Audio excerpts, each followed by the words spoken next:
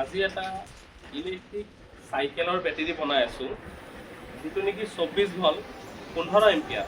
তো এইটো অৰ্ডাৰ আছিলে, আজি এইটো বনাই পেলাই ৰেডি কৰি পেলাই গোটেইটো দেখাই আছোঁ।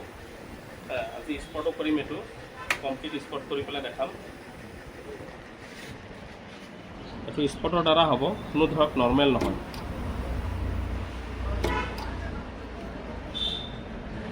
কাৰোবাক নতুন চেল যদি লাগে, নতুন চেলো পাব মোৰ তাত।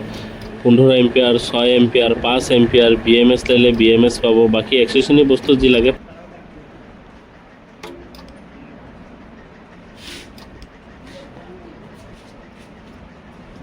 এইটো পজিটিভ নেগেটিভ চব সজাই লৈছোঁ, যিটো নেকি 24 ভল্ট হ'ব এনেকৈ মই সজাই লৈছোঁ মালটো।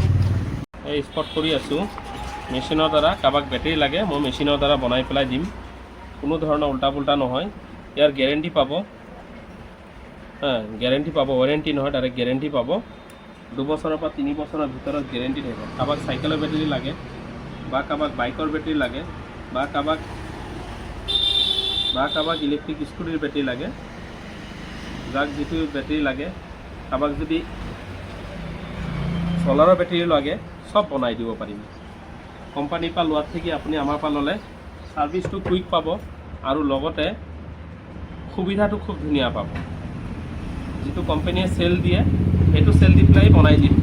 এইটো 15 এম্পিয়াৰৰ চেল হয়। কাৰোবাক যদি কম এম্পিয়াৰৰ চেল লাগে, কম এম্পিয়াৰৰ চেল দি পেলাই কম বাজেটত বনাই দিব পাৰিম। কাৰোবাক লাগিলে ৰিকমেণ্ড থাকিলে জনাব। এতিয়া হৈ গ'ল বেটেৰীটো মোৰ ফিট কৰা। 26.5 চাৰ্জ আছে কাৰণে 26 ভল্ট 26.5 দেখাইছে। আৰু